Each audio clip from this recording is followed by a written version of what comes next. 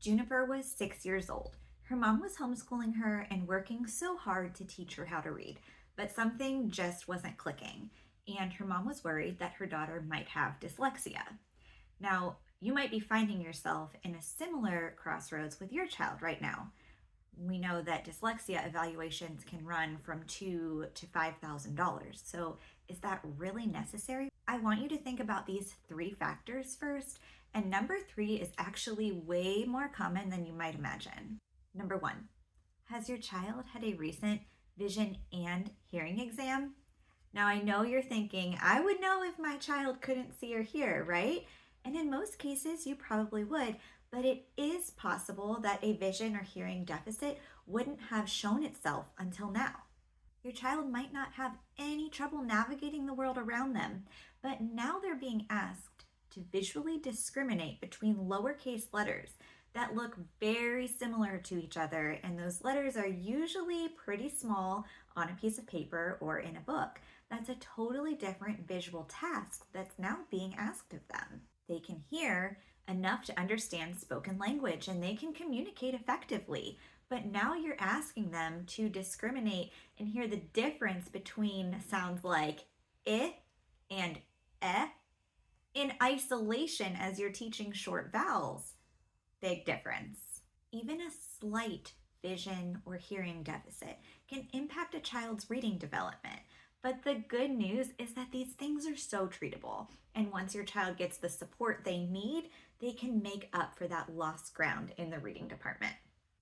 Number two, did you know that chronic stress, anxiety, or past trauma can actually block performance in a child? It's true. In order for a child to progress through the learning skills that we want them to, they need their full brain capacity available to them. And stress, anxiety, trauma, that often takes away a lot of the brain power that we want allocated to reading. You know your child the best. And if you have an inkling that maybe one of these things could be preventing your child from making the progress that you would expect, I really encourage you to seek some professional counsel in that area.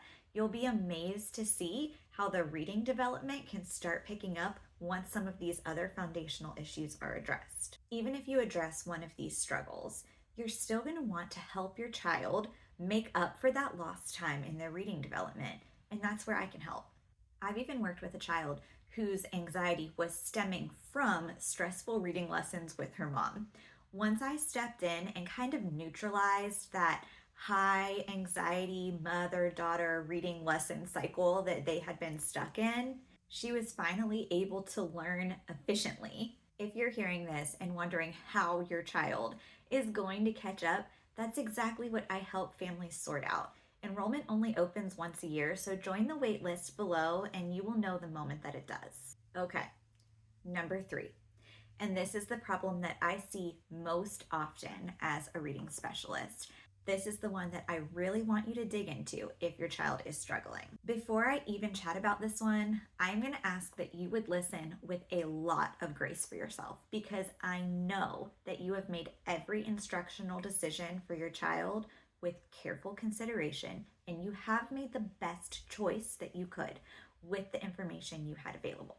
But sometimes the kind of instruction that your child has received in reading could be the reason that they are struggling. Hear me carefully on this.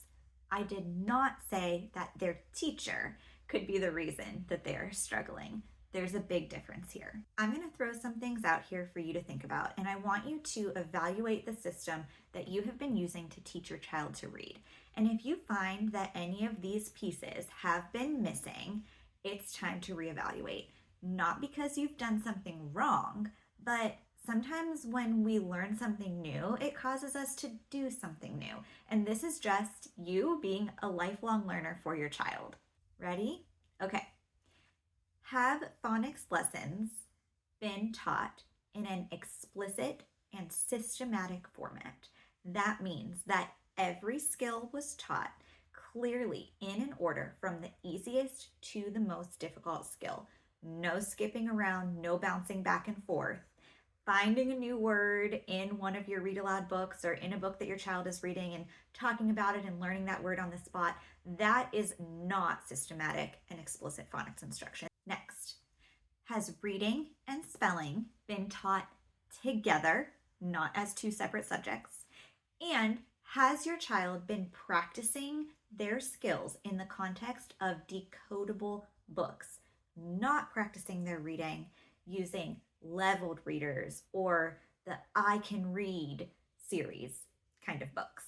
So, as I talked with Juniper's mom about some of these questions, she quickly realized that she needed to adjust her daughter's reading instruction before she assumed that she had dyslexia.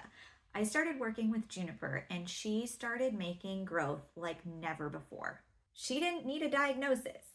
She just needed the kind of instruction that would allow her brain to make the necessary connections in order for her to read. I know this is a lot to think about, and that's why I love my job so much. I get to be the reading specialist so you don't have to be.